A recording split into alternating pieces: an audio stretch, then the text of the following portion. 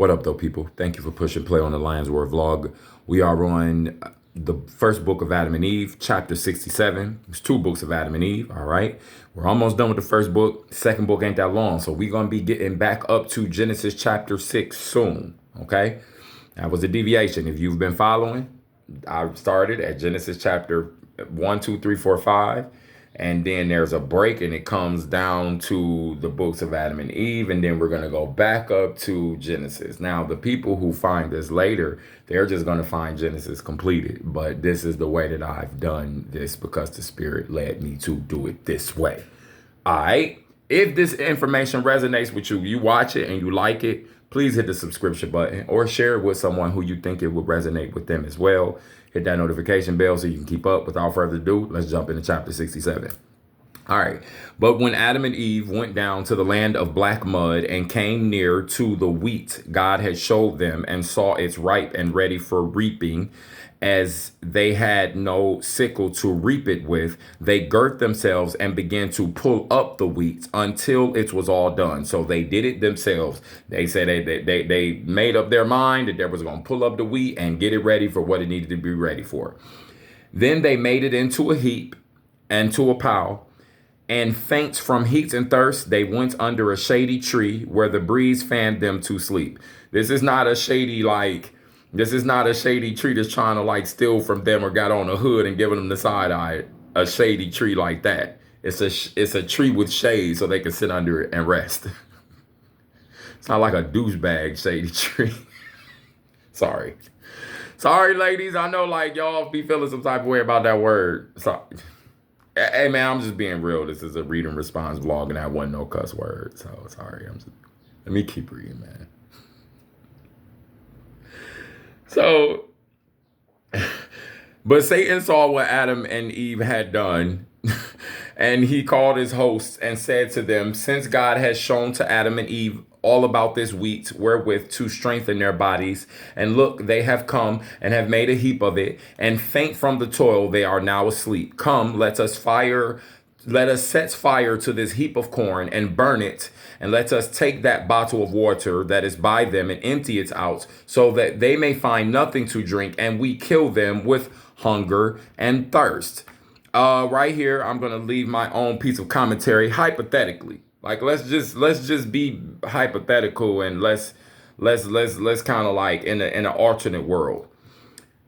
I wonder here is when Satan and his hosts, I wonder if that represents an energy that moves against the energy that moves them forward with positivity and getting them to where they have to get. So for instance, are they literal beings who who come and say, "Hey, we're gonna set fire to these bushels," or is it a spiritual energy? Is it an elemental energy, and it's spontaneous combustion because within that energy, it doesn't want to see the humans have comfort or forward movement or advancement or anything as we've been seeing.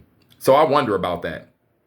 You know, it's just something to think about, hypothetical. As we read, the Spirit revealed, like the reading, what I'm reading reveals what we're supposed to know.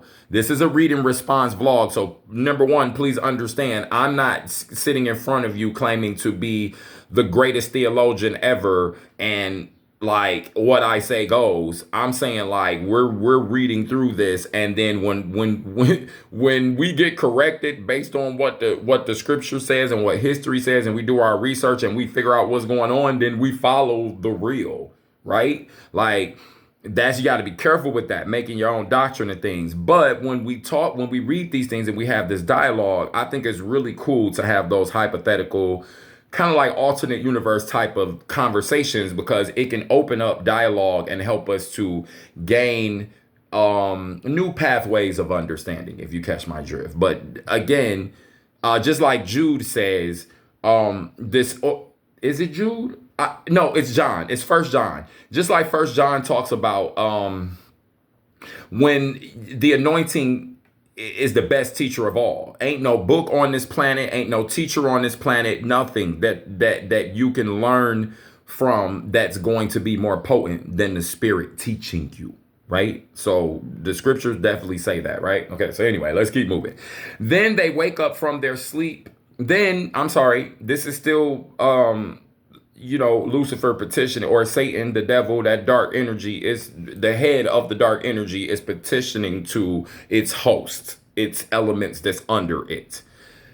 Then when they wake up from their sleep and seek to return to the cave, we will come to them in the way and will lead them astray so that they die of hunger and thirst. And when they may perhaps deny God after they do that, right? And he destroyed them, so we shall be rid of them. They don't want the humans to be around. They're jealous towards the humans. They're hateful towards the humans. I believe this is because they know that eventually the humans will be higher than them. The scriptures back this up.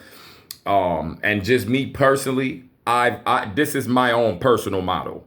Okay, so this is me personally. This ain't got nothing to do with the scriptures or nothing like that. Although the scriptures support the idea that I'm about to say here, this is just my own personal idea and my own personal feelings.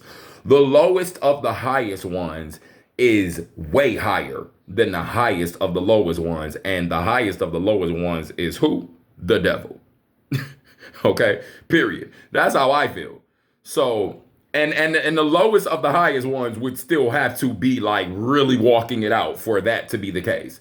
Because if that's not the case, then and you try to take that angle, the enemy about to beat your tail. Gonna laugh in your face while he do it too. Like, thought you had some power over here, but let you be one of them ones who really follow the spirit of Yahweh and Yahshua. Oh yeah, then he knows already. Like, man, he ain't stepping to you. It just is what it is. Okay. So then Satan and his host threw fire upon the wheat and consumed it.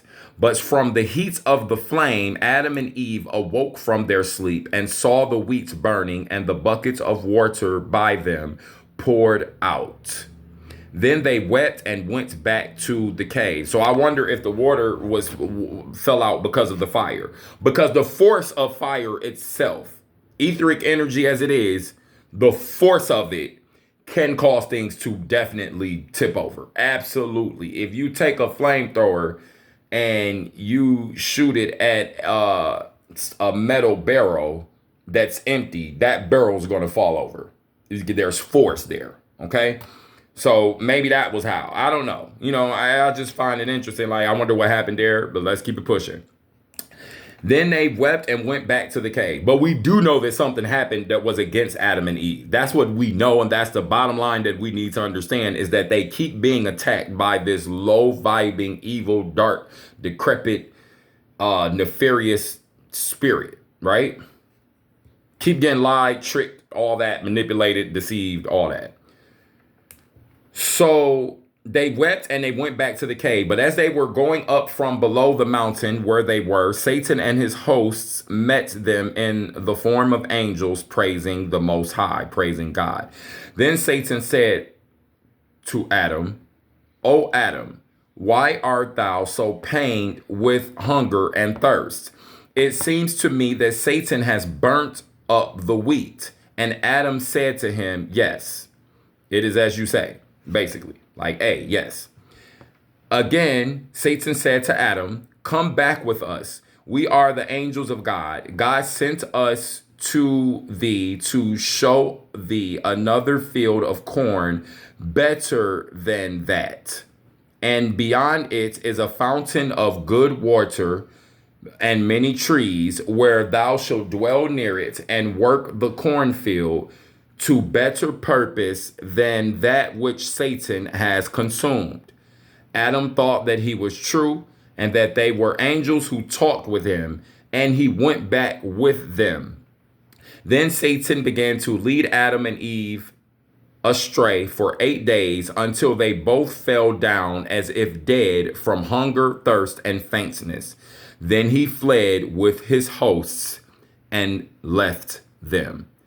This is very deep right here. So they get misdirected again, lied to again, and because he's tried to misdirect them before, but they ain't get that far. This time they're 8 days into being led around by this spirit or this being or however it's doing it, it's leading them around and it has them completely off of what they got told to do.